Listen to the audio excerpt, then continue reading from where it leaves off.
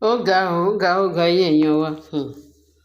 Wọ́n ní wonder shall never end, bẹ́ẹ̀ ni wọ́n ṣe máa ń sọ. Wọ́n ní láàárọ̀ yìí ní Sunday pé láàárọ̀ kùtùkùtù even before ever kí Queen Naomi tó dé church láàárọ̀ yìí pé kábíyèsí ṣáájú ẹ̀ resume ní church. Olúwa ṣe o, olúwa ṣe o, àlọ́ mi àlọ́, àlá mi àlá, ju gbogbo ẹ lọ, gbogbo ẹ yìí máa come to pass, kan rere yìí máa come to pass. Gbogbo nǹkan tí gbogbo wa ń lépa pé k'Ọlọ́run jẹ́ kí ìmọ̀ Ọlọ́run kó ṣẹ ní ààfin ọba Ọjájá. Ó ti ń ṣẹlẹ̀, ó ti ń ṣẹ o. A dẹ̀ kú ogun àjàyè. A kú ogun àjàyè gbogbo àwọn olólùfẹ́, àwa olólùfẹ́ Naomi. A kú ogun àjàyè. A jà ìjà yẹn, a jàyè lágbára Kristi ọba ìyanu.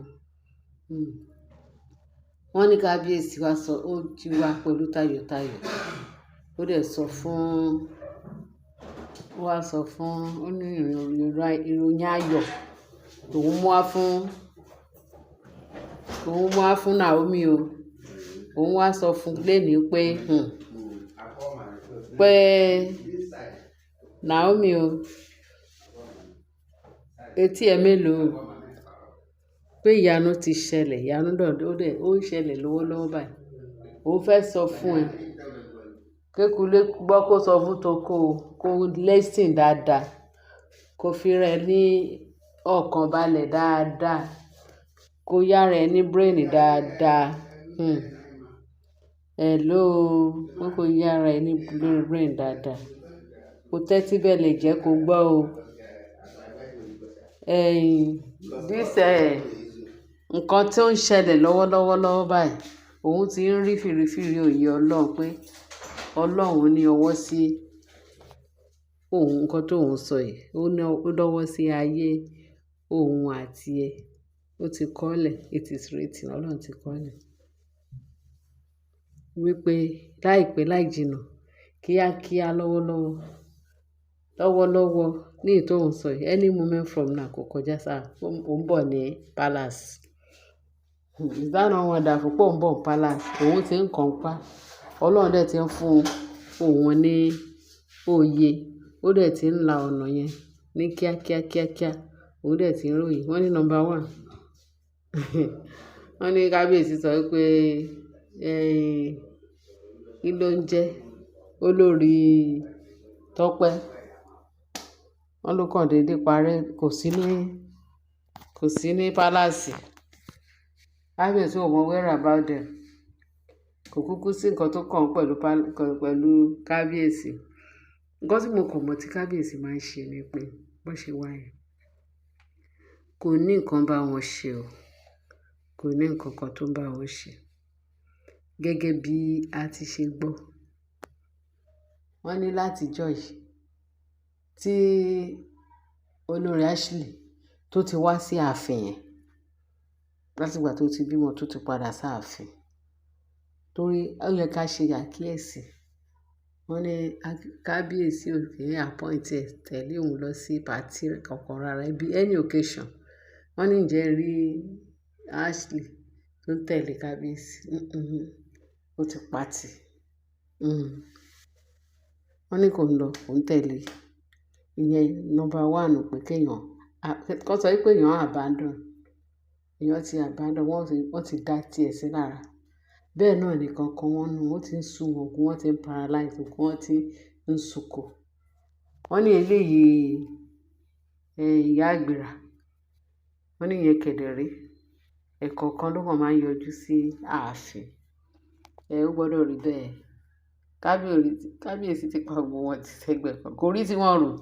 Ó sọ fún wọn pé ìyàwó, ìwé tóun bá súnmọ́ wọn ni ìyàwó. Ìgbà tóun ò súnmọ́, but anybody, ó fún gbogbo èèyàn lóúnjẹ. Ká ṣáà sọ wípé àtàfọ́jú, àtàárọ̀, àtàbírùn, kò sẹ́ni tó bá ìrànlọ́wọ́ dé iwájú kábíyèsí. Ó yìí máa sanwó fún wọn. Nígbà tó bá ó máa sanwó fún wọn, máa fún wọn ní allowance owó wọn. Ó kàn yẹ pé kò lè regular. Bó ti ẹ̀ regular, wọ́n ní silence is the best answer for a fool. nǹkan tí kábíyèsí fi wọ́n ṣe láàfin nìyẹn. Ó ti ẹ̀ dájú iye tá à ń wò nìyẹn. But wọ́n jẹ́ ká ó fi yé wa lénìí pé kábíyèsí gbà tó wá sí ọ̀dọ̀ Queen Naomi, wọ́n ló ṣe ọ̀pọ̀lọpọ̀ àlàyé fún Naomi pé ó jọ gàtè kò jọ gàtè, ó fẹsẹ̀ méjèèjì tìrọ̀. Ẹ wo irú Tóbilọ́ba. Ẹ̀ẹ̀kọ̀ọ̀kan lẹ máa ń gbọ́ pé Tóbilọ́ba ṣe kinní kan wà ní kinní, gbogbo wọn free hand ni kábíyèsí ti fún wọn. Ó ti fún gbogbo wọn ní free hand. Eléyìí Tọ́pẹ́, ó ti fún ní free hand. Ṣé blue àbí kí náà ń pè? Ìyẹn Rónkẹ́. Ǹjẹ́ ìyẹn ṣé ń gbúrò wọn? Ó ti sú wọn. Naomi ló láàfin. Naomi ni everything. Òun ni original. Kò sí counterfeit. Tẹ́ bá ń gbọ́ counterfeit, àwọn tí wọ́n wọlé láì gba ẹnu ọ̀nà wọlé, tó jẹ́ pé ojú window lọ̀rọ̀ wọn gbà, àwọn ibẹ̀ náà gbà wọlé. Bíbélì dẹ̀ sọ pé olè tó bá fẹ́ wọlé ẹnu ọ̀nà, wọn ò lè gbẹ́ ẹnu ọ̀nà. Torí tó bá gbẹ́ ẹnu ọ̀nà, kẹ́ mọ̀ pé àwọn èèyàn ará ilé nìyẹn, àwọn original. Bẹ́ẹ̀ tó bá ti ń gba ojú window wọlé, kẹ́ mọ̀ pé ó ní bó ṣe jẹ́. Olè ló máa ń gbójú. Ọ̀rọ̀ wọn dàbí ọ̀rọ̀ àwọn tí mò ń sọ yìí. A lè fi gbogbo ẹnu sọ, wọ́n ti mọ̀ra wọn. Gbogbo wọn second new ni wọ́n. Kò sí chances. Torí ẹ̀ ló fi dàbí pé ọ̀rọ̀ Naomi ó ka everybody lára. Ọ̀rọ̀ Naomi gbogbo ayé mà ní, kò sẹ́ni tí ò mọ story Naomi pẹ̀lú kábíyèsí. Wọ́n ti mọ̀ pé àwọn tọ̀hún yẹn àjèjì ni wọ́n. Wọ́n ti mọ̀ pé without Naomi kò sí ààfin palace lọ́jàjà. Ìyàwó kábíyèsí Naomi, ẹ wo tìgbà tá ti ń gbúrò Naomi. Tipẹ́.